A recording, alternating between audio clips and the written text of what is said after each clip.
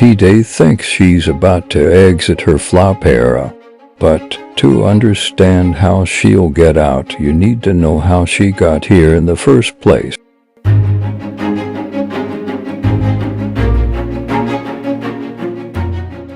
T-Day stopped enjoying creating for a few reasons, none of which are important, besides one.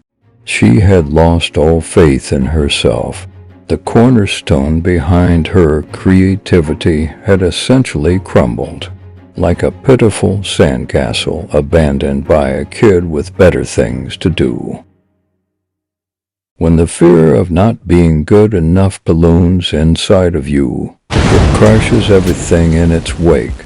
Any desire she had to express herself, gone.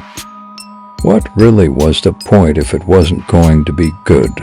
So there she went, bubble wrapping herself from failure, popping pockets of air, and slowly suffocating into indifference. She thought to herself, I'm a writer that hasn't written for 3 years, a portrait painter with more white canvases than fingers. What if the idea of who I can be doesn't match who I am?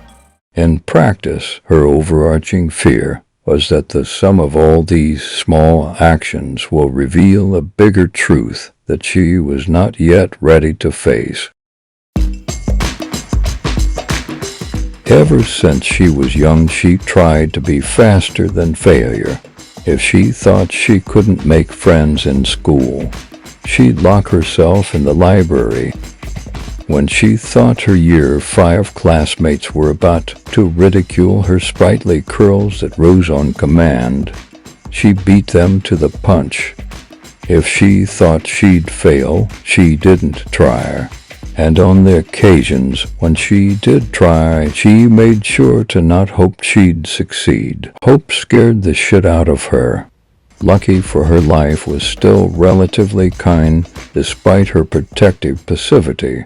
The problem with this maladaptive coping mechanism of not trying is that you start to fashion a world in your head where you could live up to your fullest potential if you try. Meanwhile, reality cradles an embryonic version of your potential. T-Day scrolled through life bathing in apathy whilst taking artificial comfort in her icons.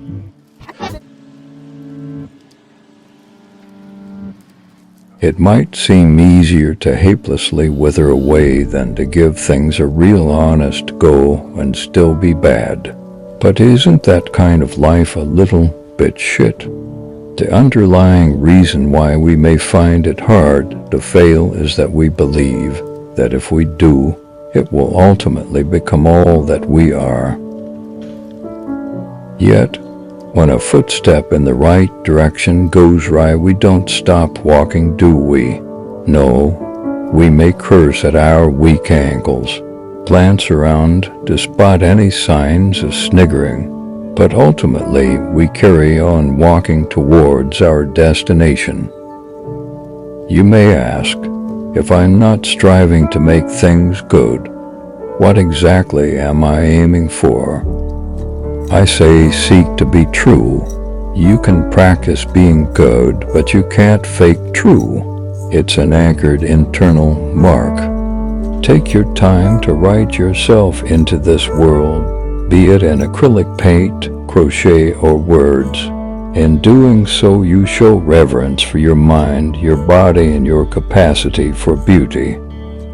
Creating art invites the risk of failure, but it's worth it, no matter the output or how long it takes. Da Vinci took for years to create the Mona Lisa, and God took a few days to create, well, everything. And T-Day took 3 years to get off her ass and exit her flop era. How, you ask?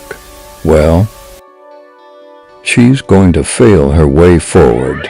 When do I move from this world? Could you please tell me what the hell I'm doing for it? Bring me to my knees.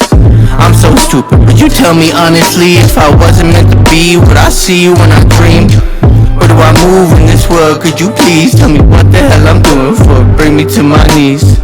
I'm so stupid. Would you tell me honestly if I wasn't meant to be what I see when I dream? It's a big, big world out there. Plenty possibilities. All of them is killing me soft. I want the real me figured out right here, right now. Is this life?